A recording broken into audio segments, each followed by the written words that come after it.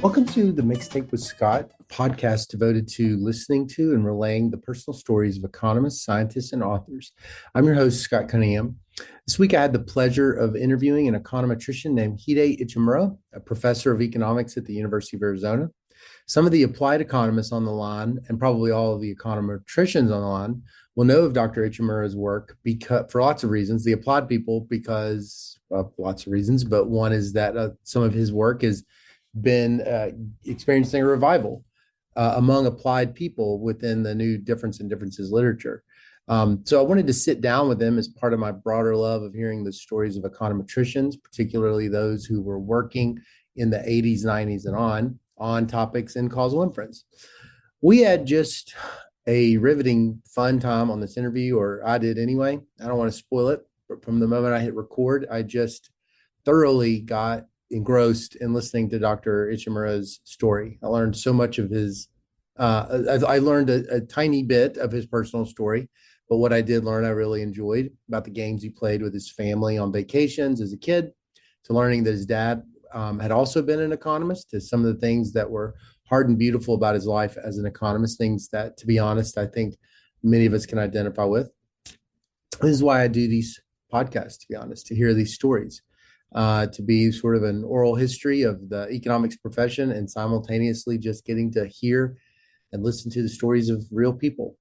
I think that when you listen to people's stories intently with curiosity, you validate those people just by listening, being there without any judgment. But you also, for a moment, feel a connection to them, feel a connection with a living person, and you get to travel in time through their life, all of which I find to be borderline magical and mystical. Reminds me of, you knew I was going to say this, a line from Sue Johnson's wonderful book, Hold Me Tight, 7 Conversations for a Lifetime of Love.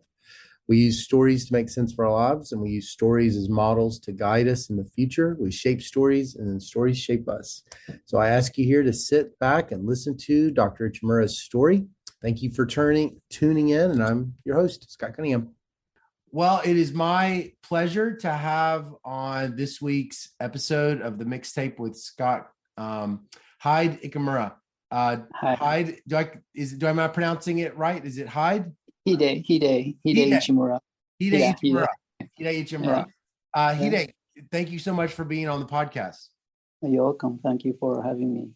Can you for the sake of the listener, would you tell us again your name, your job title, and who your employer is? Okay. My name is Hide Ichimura, and I'm at University of Arizona Economics Department, and I'm also have a joint appointment at University of Tokyo Department of Economics. Oh, okay. Okay, great. Well, I look forward to hearing more about having 2 jobs or having 2 bosses. Before we get started, I wanted to do what's called an icebreaker. What's a childhood vacation that you think of from time to time, even today? Not necessarily your favorite vacation, but it could be. But what's one that's sort of burned in your memory for whatever reason that, even today you still think about it occasionally? Well, we had a cottage in Nagano area. We lived in Osaka, and Osaka to Nagano is like 300 miles distance, and we used to travel from every summer. We would go there. My father would drive. And the car wasn't air conditioned, so windows all open. And then I have an older sister and younger brother, and we would be singing, in the back of the seat, and then travel at 300 miles. So that's the memory I have about the vacation. Yeah.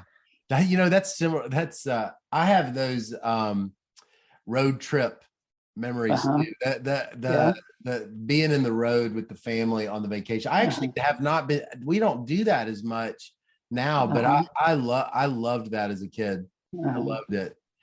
Playing games in the car and stuff like that. Did Right, y'all have any right. game? Did y'all have any Exactly. games in the car that you would play? Oh yeah, so we would play different games, but the one that we often played was just words. So Japanese word have like alphabet, but sounds. So if you say like bridge, right, and then it ends with e, so you have to start a different word with e, and then you take turn, and then Japanese, there isn't a word that starts with Uh, sound, but there are a lot of words that would end with sound. And uh-huh. so if you if you happen to use the word that ends with sound, you're lost. so so that's the game. So that's the game. Uh, Yeah, and that's so funny. We had games like that too, but they were word games, and uh-huh, you had to find signs that started with that letter of the alphabet. uh-huh. So you went through all of them. I didn't know. That's funny that in Japan you have another alphabet word, or you have another word game that y'all would play on the Yeah, car. So yeah. where did you grow up? Did you say I grew up in Osaka, so it's like Osaka?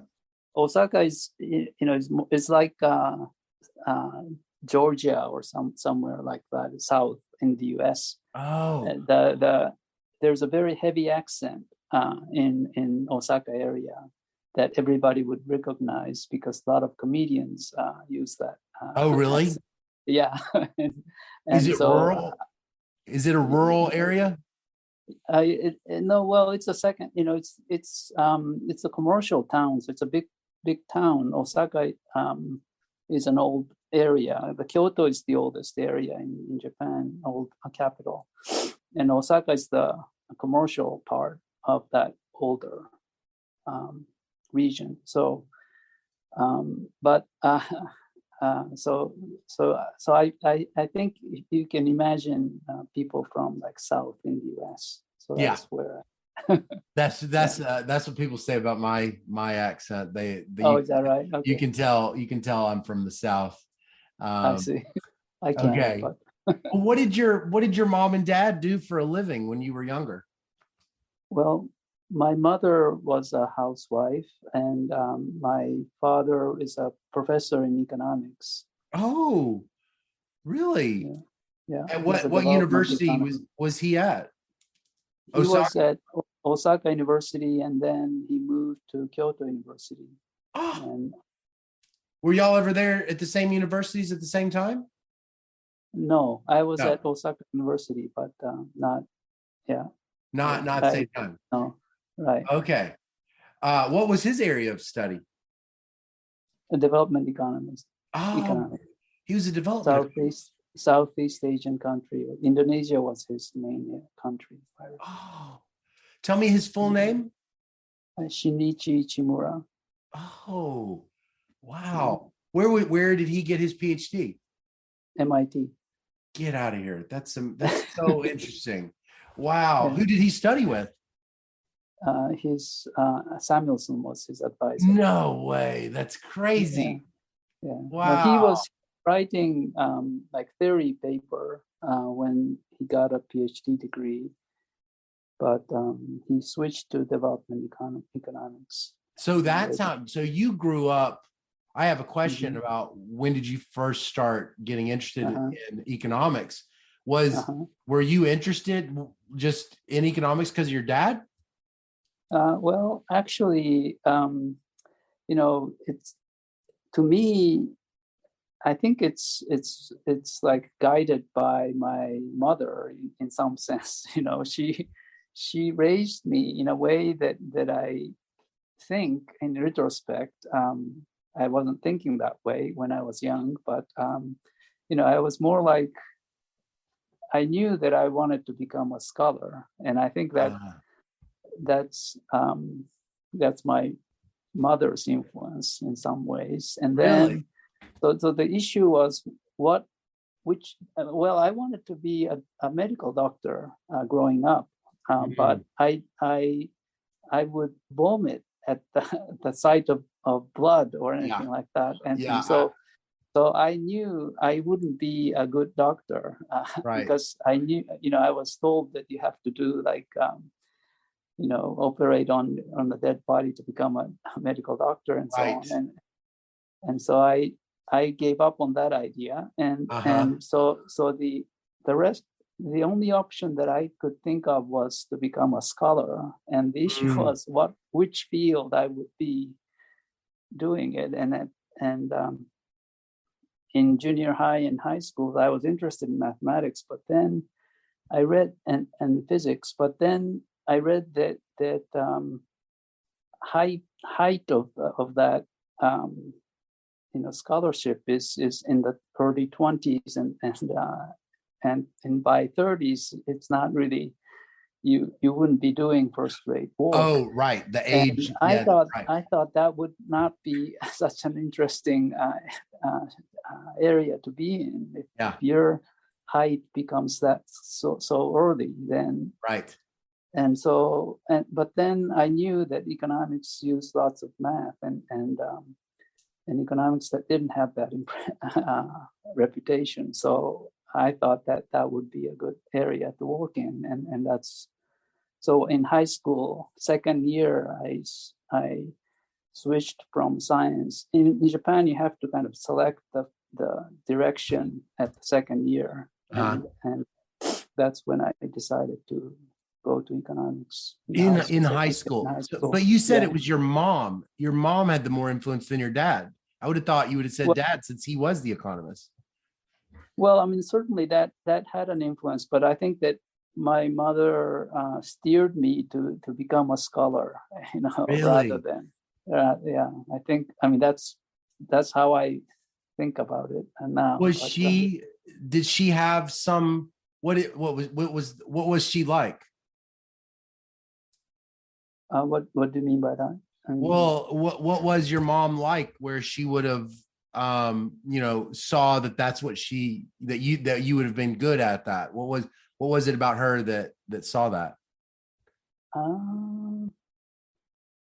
My mother grew up in a family where my grandfather was in military, and he died when my mother was 12. So my mother was raised by my grandmother from 12, and she's very independent woman. So she married very early. She had 2 younger brothers, and she married 21 when she was in college. And so was she sort of a scholarly type of person? Had she? Well, she liked she's not really scholarly type, but she's more like artistic type. Artistic. Yeah. So she's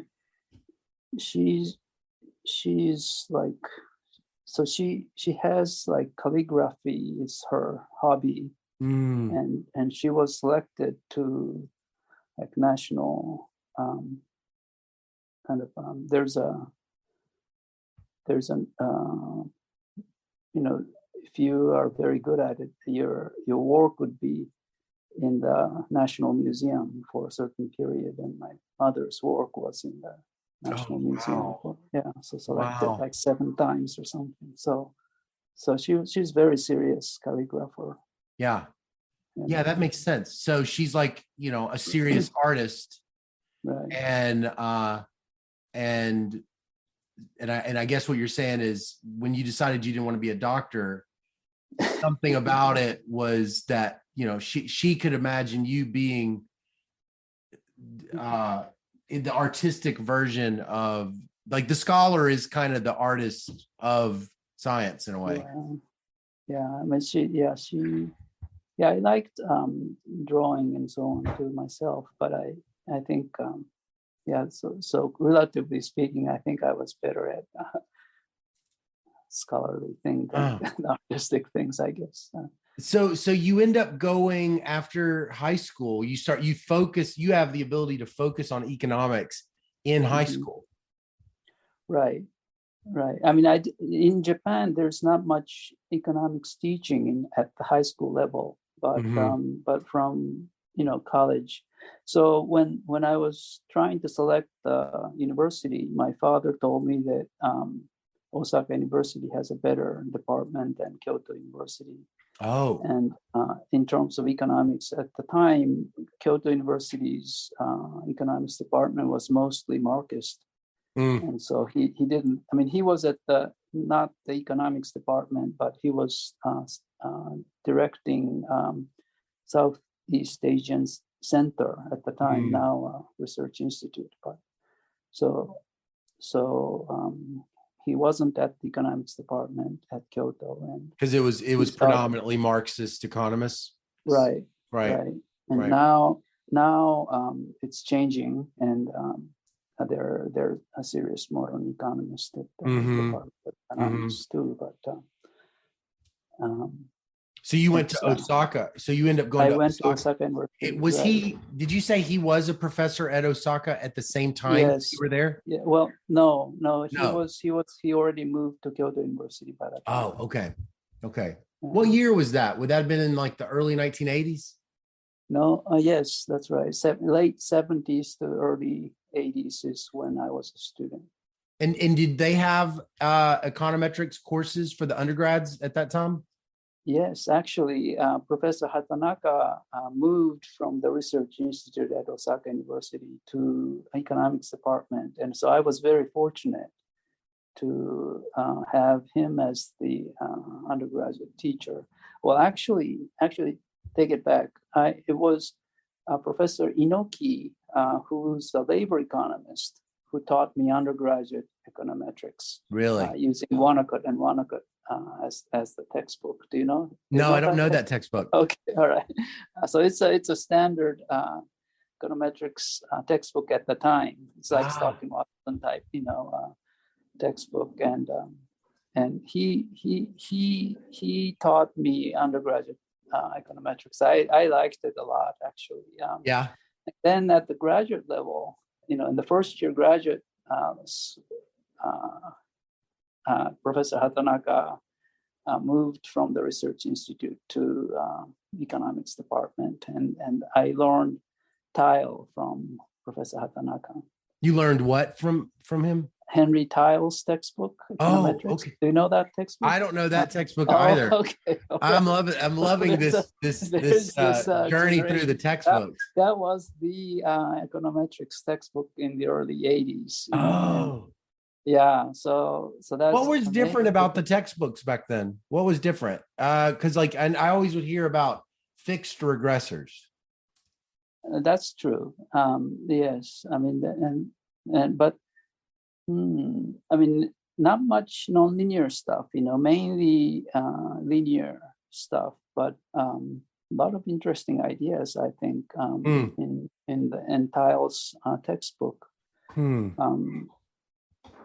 Yeah, so I think the generations of people have studied that textbook, but so that maybe that was toward the end of that generation. I don't know. You were at the end of it, so that was like, right. But that was an undergraduate textbook, or you said no? This was a graduate level, first year. So at MIT also used that as the textbook along with some other textbooks. So that was the standard. Okay. And, wait, so when does Ichimura?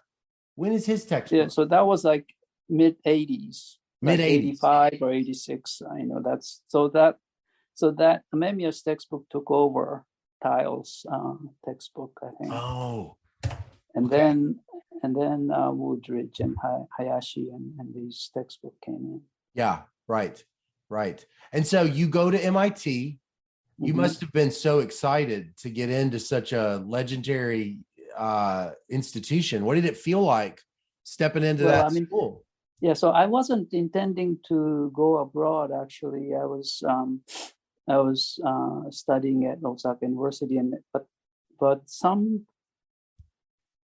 person who was in my parents' house neighbor was on the committee for Rotary Foundation scholarship, and he recommended me that I apply and to that scholarship, and so I did, and I got the scholarship.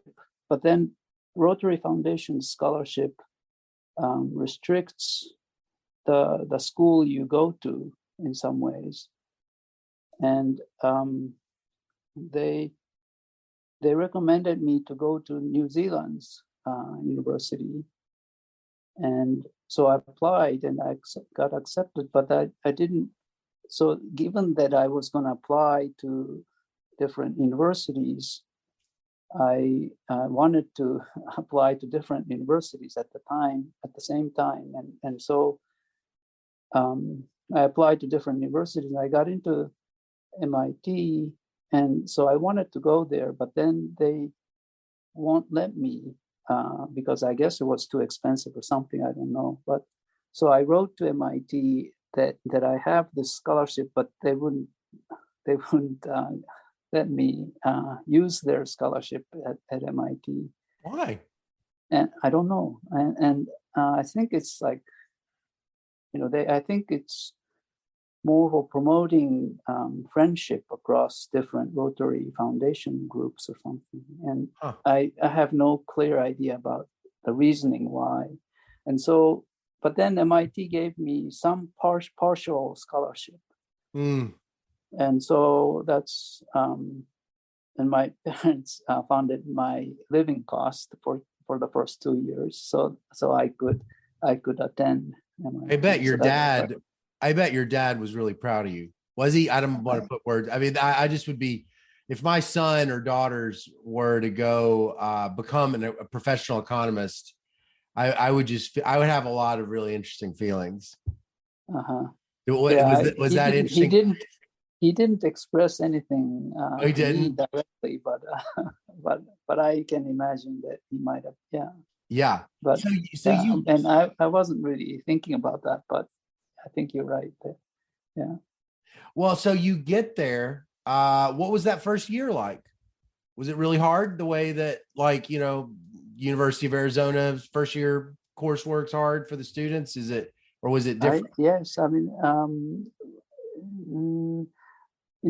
I did 1 year of grad study at Osaka University. And so I had, in the first year, it wasn't that difficult because, but my English was very poor. And so I wouldn't be able to I think I wasn't absorbing as much as I should have or could have if my English was better. And so I was working off my kind of savings in some ways, intellectual savings up to that point, and I was using up that. But I met very good set of classmates, and who were some of the classmates? Who were some of your classmates that you were close to?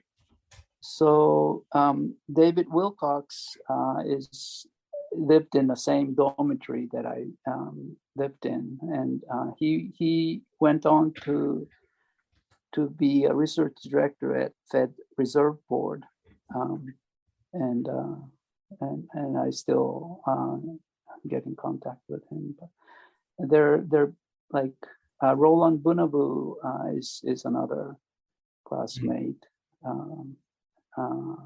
Rob Gertner at Chicago was classmate. David Sharfstein and Greg Mankiw is supposedly my classmate, but I've never saw him. You never saw him?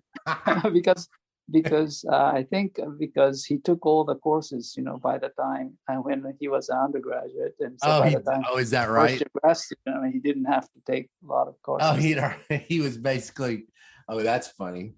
There are a lot of classmates that are very active still, and Well, Uh, it's like MIT has this reputation that I've heard, and I was curious if this is true. I had heard when Paul Samuelson was, uh-huh, I think I heard he was offered a job maybe at Harvard or Chicago or something when he graduated, and instead he took the job at MIT and like uh-huh, really built up the PhD program at MIT. But he also uh-huh. kind of imparted a philosophy of mentoring the PhD students, and that it's kind of a distinctively different kind of PhD program amongst the elite for its how much how much I'd heard that they invest in their students in a way that's kind of unique. And so I was just kind of curious, how did MIT, what do you think was different about MIT when you were there than say like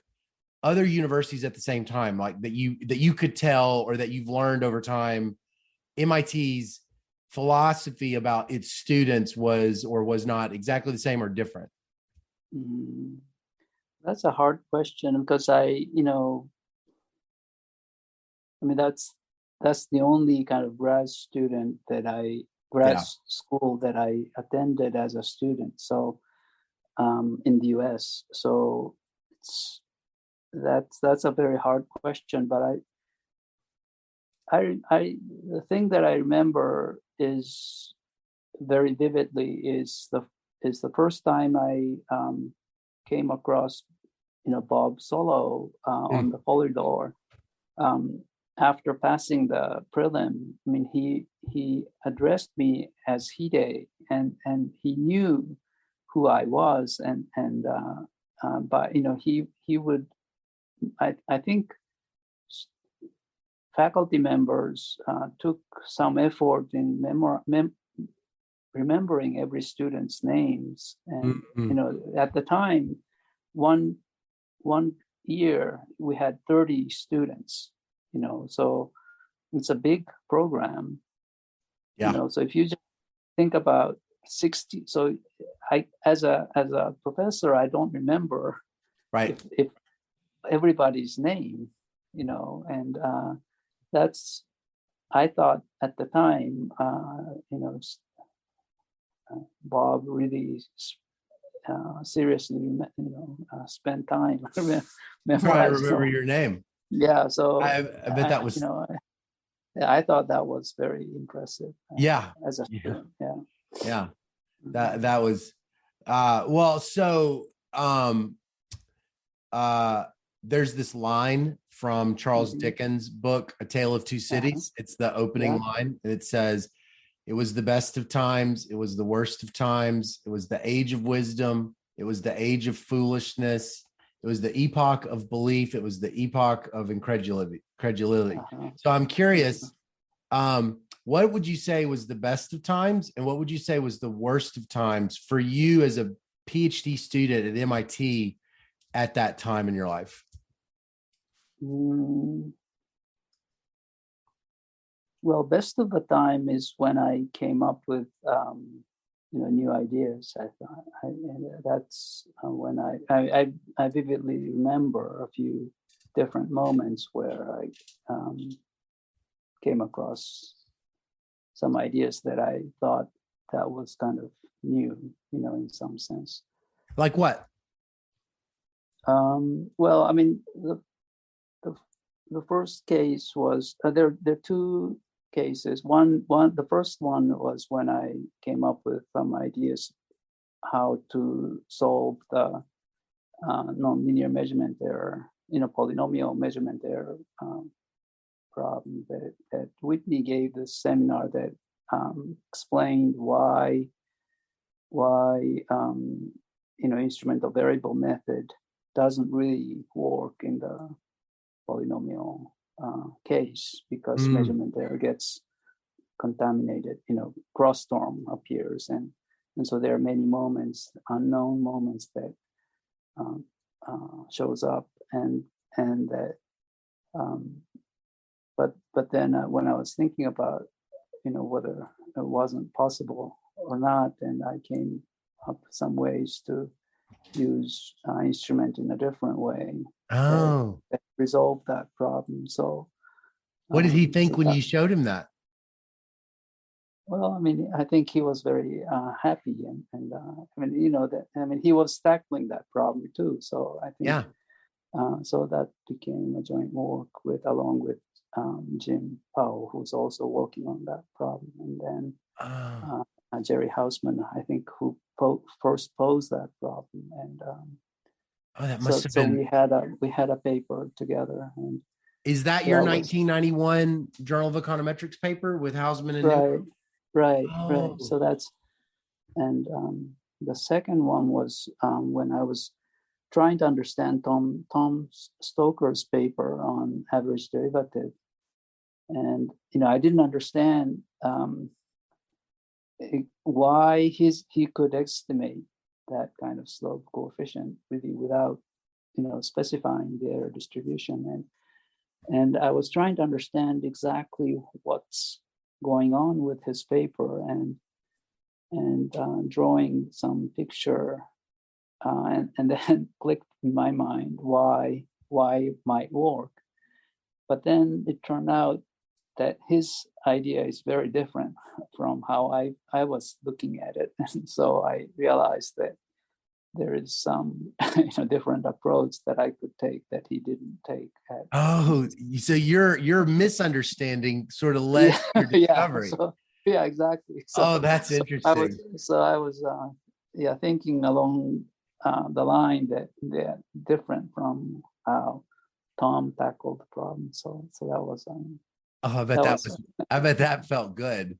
yeah. So that was those were high points. I think the low points, I guess, is the when I failed like macro economics course, and I felt so I felt really, that was the second year, I guess. The first half of the second year, I wasn't sure whether I can make it right at the time. I mean, and um, Mm, you know, so I so that must have been the lowest point. mm, And I had to take the makeup exams and so on. And yeah. so I think it's a big club of people that failed that macro prelim. yeah.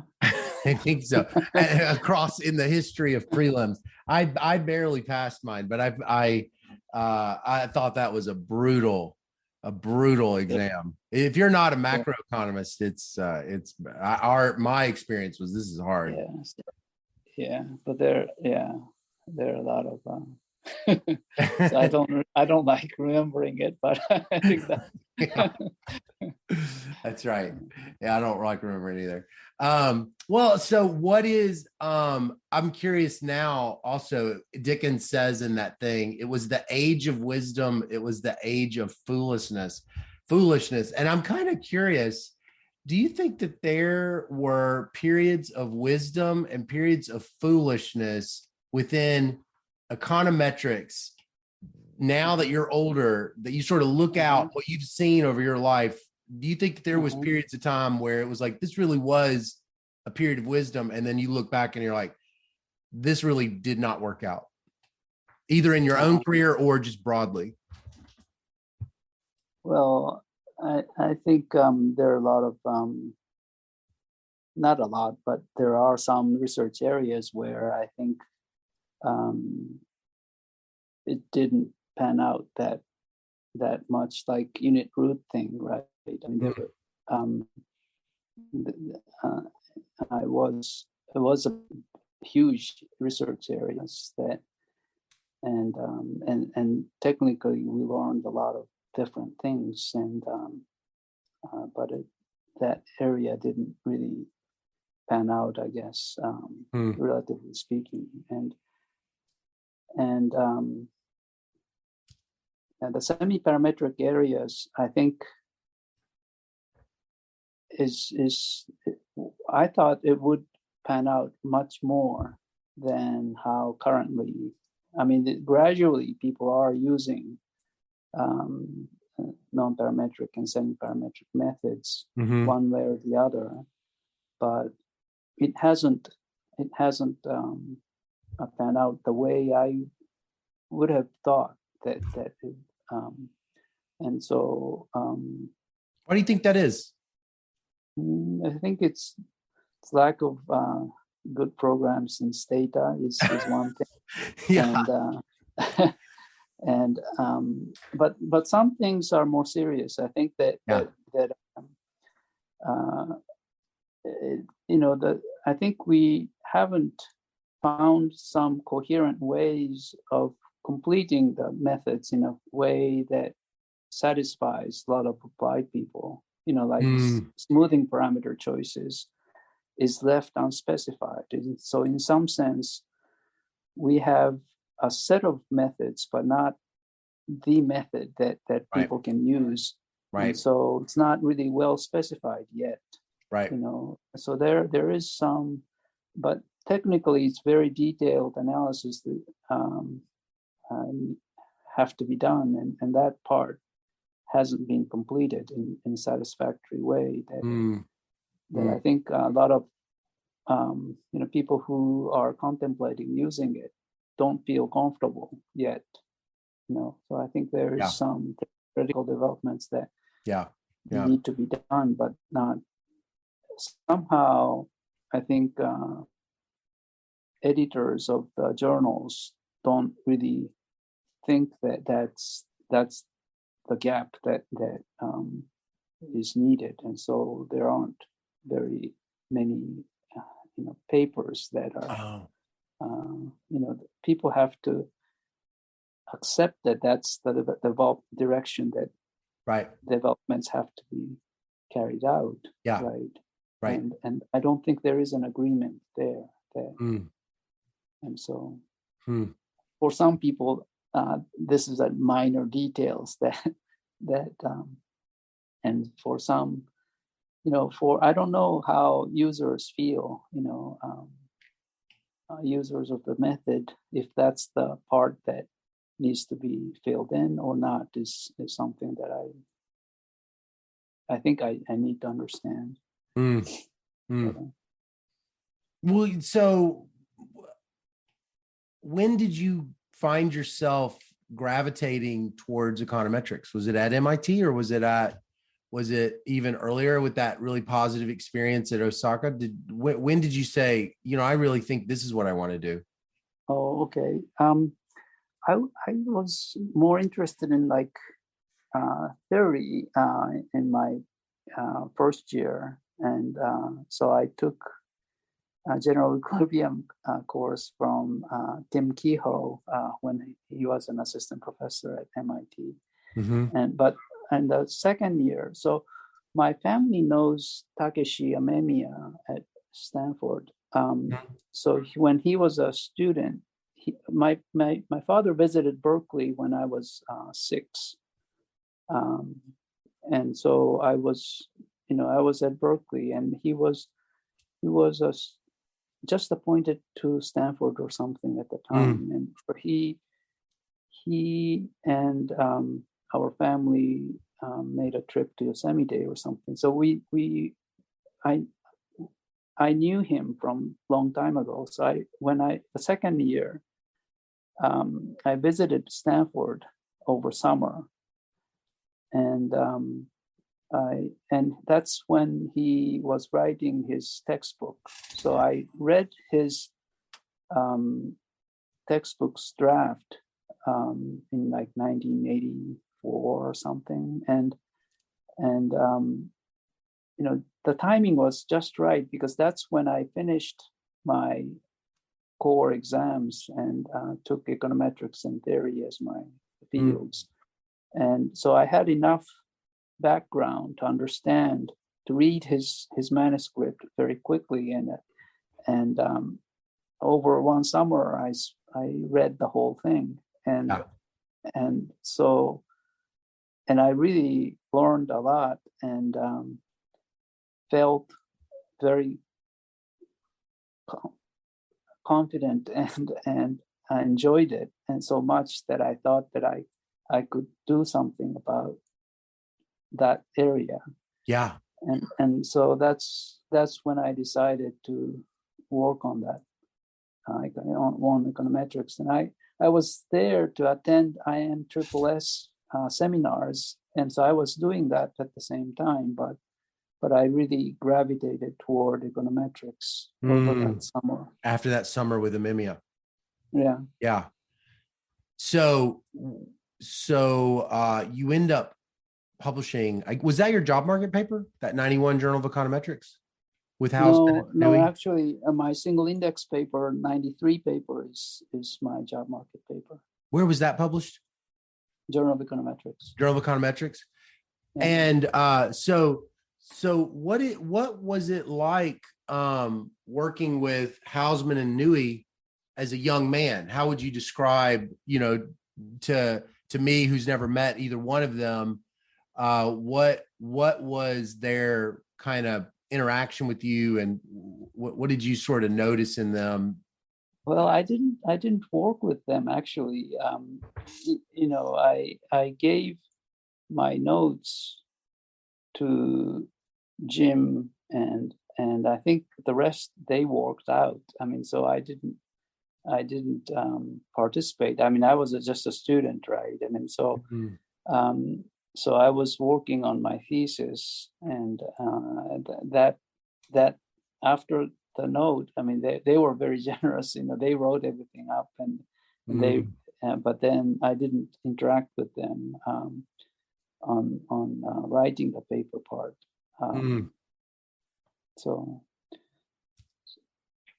Well, so when did you get so interested? When did you get interested in this program evaluation stuff? This matching and differences. That's when. So I visited Chicago when I was a third year assistant professor at Minnesota. I got a call from Sherwin Rosen at Chicago, and he invited me to visit the department, and I guess they needed somebody to teach econometrics or something because people were on leave or something, and I think I ended up visiting them for 3 years, and Jim was working on program evaluation problem. So what was this? This is like 93, 95? 93 to 5, I think, and that's when I learned about this program evaluation problem, and then. What was the problem for the listener? You learned about the problem. What was that? Oh, that you want to evaluate a program. In order to evaluate the program, you want to see the outcome with and without the program. But people end up participating or not participating. So you only see outcome with or without the program, so not both. So you can't look at the difference of the two outcomes. You only get to see for each person either with or without outcome, right? Yeah. So you can't evaluate for the single person. You can't evaluate the program because you can't take the difference. Yeah. To take the difference, you need to see the both sides, but you only get to see one side for each person. So So this causal the fundamental problem of causal inference type of problem, right? Where you don't have the counterfactual. Yeah. So that's that's right, exactly, and that's the simplest kind of causal problem. Yeah. Yeah. Was that new? When you saw that when at Chicago, that was like something that was new to you? Were you impressed by all that work? Yes. I mean if once you're told that's the problem, but I never thought about it that way, and so I felt that many things became very clear about like when people talk about correlation and causality are different and so on, but after thinking about that problem, it became pretty clear to me what that means and so on. So is Dr. Heckman working on matching when you're going there? What's he working on Yes, at that? He's working on matching, he was working on matching. not Yes. propensity scores, more something. No, propensity score matching. He's working on propensity score matching. Right. Right. Matching and the propensity score matching both at the same time. Okay. And so what did you start immediately working on with him? So this was like while you're doing the teaching, you and him start kind of collaborating a little bit? Right. And so at the time, there were a lot of good students at Chicago, like Chris Tabor and Petra Todd and Jeff. Jeff was there too. And so all of them are Jim Heckman's student. Yeah, right. Concurrently almost. And there were other students too that are very good too. So you're like a third year assistant professor, and you're really impressed with like Petra Todd and Jeff Smith. Yes, they're like students.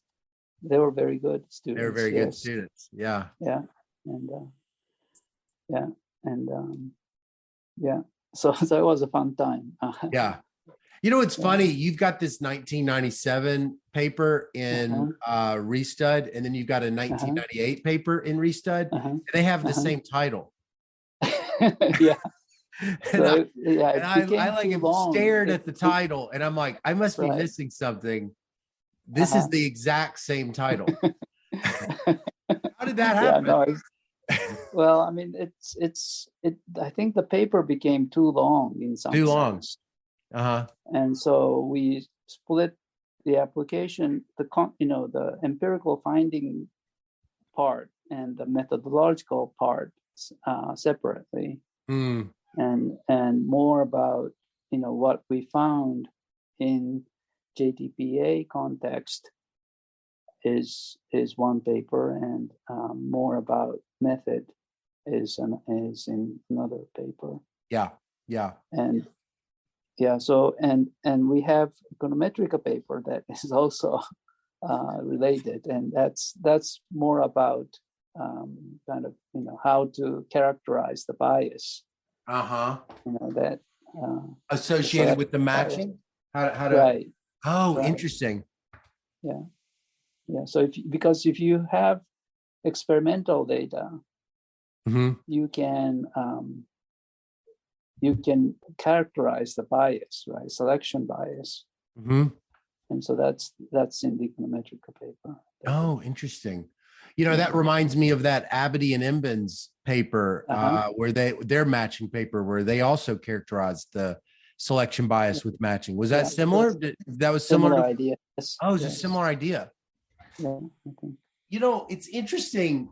The 97 restud, and I'm just curious. I had never seen this before, and I guess this is a related to the unconfoundedness assumption, where if the treatment is conditionally random, then you can use the control group to impute the Y0 potential outcome, and then you can estimate that potential outcome using just the control group, and then you can do the same for the treatment group. And Abadi and Imbens do that with their matching framework, but you sort of do that in that diff and diff framework with the that's not really based on conditional randomization. It's based on a parallel trends type assumption. Is that right? That's right. Yeah. So how I'd never seen anybody do that kind of, well, I mean, I obviously wasn't in 97 doing stuff, but as I've kind of like tried to go backwards and figure out this whole imputing, looking at a relationship in one group and then knowing that would therefore allow you in the other group. How did that idea come about to you guys? That kind of outcome regression, use the control group and then impute the treatment group Y0. I think it's kind of a natural, if you think about where difference idea comes from in a non-parametric sense, I think it's a very natural idea to, so. Because it's that parallel trends assumption. Right. If you think about what the parallel trend is in a non-parametric sense, it will be like that, right? So Was that your idea?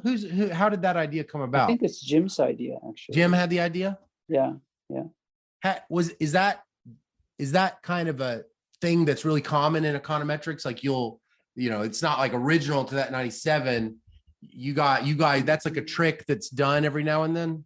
No, I think that, no, yeah. I mean, Jim is really good in abstracting the core idea, and that's where I think, yeah. I mean, that's one of the a very nice idea that Jim had, I think. Yeah.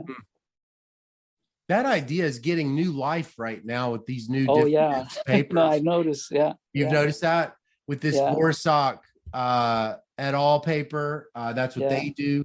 And this paper of yours is getting new life again with the doubly robust paper by Pedro Santana and Zhao, as well as this Callaway and Santana paper. They both in their R code specify that you can use the your outcome regression approach. And it's really neat. So I've been like studying it a lot more than ever, and all these little bitty details like that have just kind of been so intriguing. So did that I also thought it was interesting. I have here your 97 article suggests that diff and diff may be a better candidate than matching, but for reasons that are not often widely appreciated, specifically overcoming questionnaire bias and different site locations. Do you remember that? Do you remember that in the paper? I know it's a long time ago, but no, I don't. Where I guess you guys sort of recommend it over matching because there must be some sort of questionnaire bias and site location problem that kind of creates a lot of selection problems with matching. And you guys came to the conclusion that diff and diff doesn't suffer from that. Well, I mean, I think there are two different issues that I think that questionnaire questions and labor market, matching on the labor market, is separate from the diff and diff idea. Right. The matching is method, but then the part that I think what we wanted to emphasize in the paper is that a method alone is not good enough. The matching is a method, but then you need a quality data to implement it. And the quality in this case is the fact, you're using two different data sets, right? One collected for the treated group, and the other one is collected for untreated group, right? An untreated group is typically collected from like survey data, right? And treated group, because the treated group is very special group. Yeah, you have to have some, survey that is typically carried out in an experimental context. Right. And so, and oftentimes these data are coming from different questionnaires. Yeah. So they're asking the questions different. They've got exactly different measurement issues. Yeah. Exactly. So, and then also that these people are collected at different labor market potentially because they're coming from different data source. And one part that we wanted to really emphasize is that if we use the data that come from the same questionnaire and if we can match people in the same labor market, that is very much more effective matching than the matching based on different questionnaires and the data set where you have no locational information that allows you to match. And so that's the one point. And then that difference in difference, is more convincing assumption than the assumption on Right. levels and the matching assumptions on the levels, Yeah. because there you can difference out kind of common feature, right, that doesn't vary over two periods. So that has additional security, I think. So there are two combination of these two things, I think, allow make the difference approach more kind of reliable. Well, I haven't, like, the citations of it are just gigantic. Your entire it's such a widely cited paper, but I'm just noticing, at least in the applied community, I think a group of people that didn't know the paper are studying it really closely, because it's because these flaws with the traditional fixed effects model in the differential timing scenario are becoming a lot more salient. Your paper turns out to have had a lot of relevance, particularly because of the way that you handled the covariates, with the baseline covariates. Oh yeah, no, I think that the idea of Rosenbaum and Rubin's summarizing propensity score, using propensity score to summarize regressors, I think that's a very important idea, that are findings, different incarnations in the IV literature as well. And I think that would be very important area, because we don't really have a good ways to summarize regressors, conditioning variables in the IB. Late idea is great idea, but then in some applications we need a lot of conditioning variables to justify conditional independence assumptions of IB. Right. And how to incorporate conditioning variables in that context is not settled, I don't think. Yeah. And that's something I think we need to think hard about. And this recent literature in difference approach is very important in that they're trying to match on the timing of the treatment, right? And the importance of repeated treatments and so on. So pointed out and so on, but that's still in a very linear framework, right? And I think that has to change, and because that's a very strong assumption, right? That's a very strong assumption. Regressors being used in that context is very specific. Linear. I hadn't really thought about differential time, these solutions to the differential timing being matching on the timing, but that's exactly what they're doing. They kind of break it down into these little blocks and then add up. I hadn't really thought about that. But I think that literature is related with, would be more, would be made more in line with these matching idea. And, So you had published on instrumental variables, and then in 94, that late paper gets published. Were you sort of like, was that paper kind of like in your life a little bit, or because you're at MIT? Well, when do you graduate from MIT? Early 90s? 88. 88. Oh, okay. So you're at Minnesota, but you're in this treatment effects world, and you'd worked on IV. What was your reaction to that late paper back then? No, I thought that was a great idea. I wasn't thinking that idea, but there were some, precursors to that idea, I guess, like Brown, Charles Brown at Michigan. Really?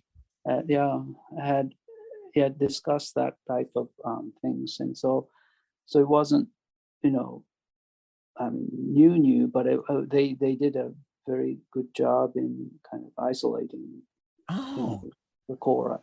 Charlie Brown was talking about, this conceptually IV sort of having these complier groups and stuff. Yes.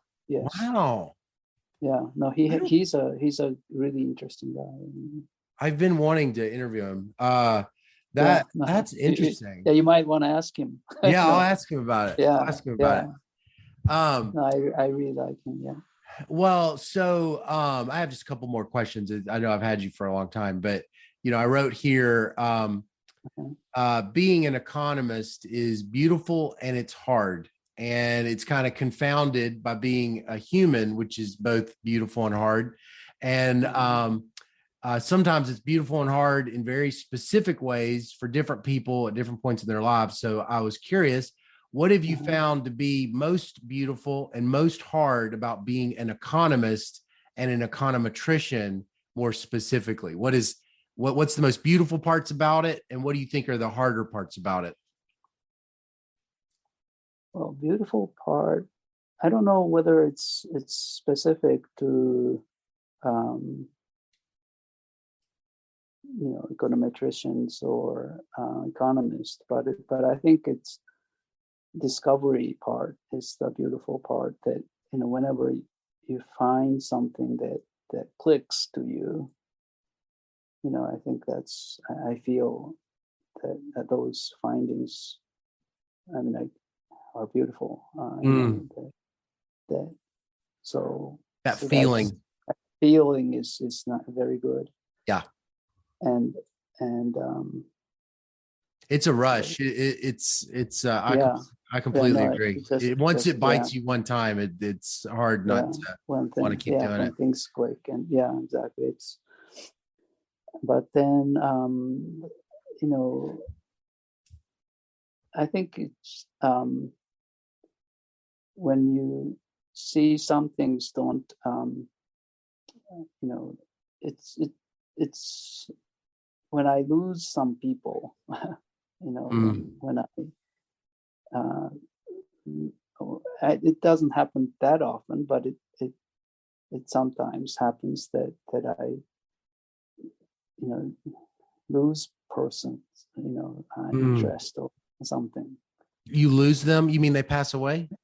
No, not in that. Well, that too, but that yeah, but in a more interest sense, Oh, when I don't when I find some person's interest just drift away, right, and I feel kind of responsible that, right, right. about that, and so Oh, that's interesting. That's interesting. Yeah, right, right.